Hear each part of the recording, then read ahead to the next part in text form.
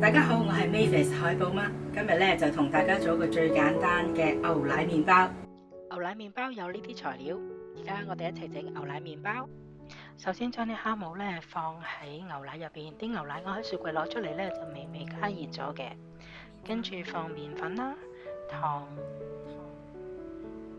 鹽，將所有乾嘅材料咧就輕輕撈一撈佢，跟住落滾水燙一燙麵，然後加返啲牛奶。將兩隻雞蛋呢輕輕咁打發咗之後呢，再加返入個麵團入邊，將啲材料呢攪勻佢，只要攪到唔見到乾粉就可以噶啦。雖然呢你會見到仲有啲白色同黃色喎，但係唔緊要嘅，見唔到乾粉就得啦。跟住我哋鬆弛20分鐘。今次呢個粉團呢都係比較濕嘅粉團嚟嘅。咁我哋搓粉啦，都係一個拉接嘅動作啦，就咁拉接埋佢。咁大概呢，我整咗1分鐘就變咗係呢個狀態啦。跟住我哋打翻開佢咯，將啲油入翻入去。咁喺入油嘅過程呢，又多咗一個小幫手嚟幫我喎。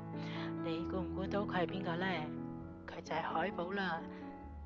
佢呢，跟住就喺我側邊嗰度搞其他嘢。咁我繼續搓呢個粉團。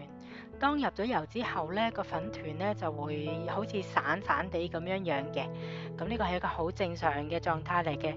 咁我繼續搓粉團啦，大概搓咗3分鐘嘅時候，啲油呢就已經入晒成個粉團入邊啦。大概搓咗5分鐘呢，就變咗呢一個乾滑嘅狀態。跟住進行第一次發酵，我今次用咗45分鐘。唔同嘅天氣呢，發酵時間都會有唔同嘅。發酵到個麵團2倍大，將隻手指篤喺麵團嘅中間唔回縮就係完成啦。跟住排氣，首先滲少少粉喺個台面度啦，然後將個粉團嘅面呢就對住個台，撳幾下，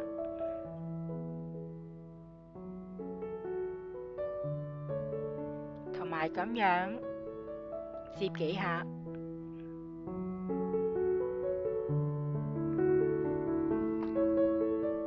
跟住我哋將個粉團分成3份，我之前試過徒手咁分係分得好唔平均，所以呢，我而家用個磅嚟分，大概240g 1份左右，我哋分3份。將呢3份粉團呢，每一個大概搓半分鐘左右，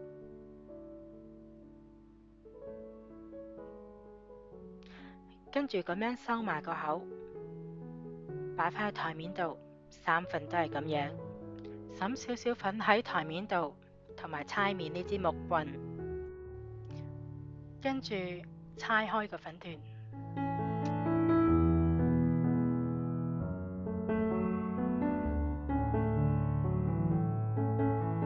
搓開個麵團之後，將個麵團呢接埋，接到長條形。將個麵團另個面向台面，跟住碌長佢，大概碌到咁樣啦。將個麵團捲埋佢，一路捲呢可以一路撳一撳個麵團嘅邊緣。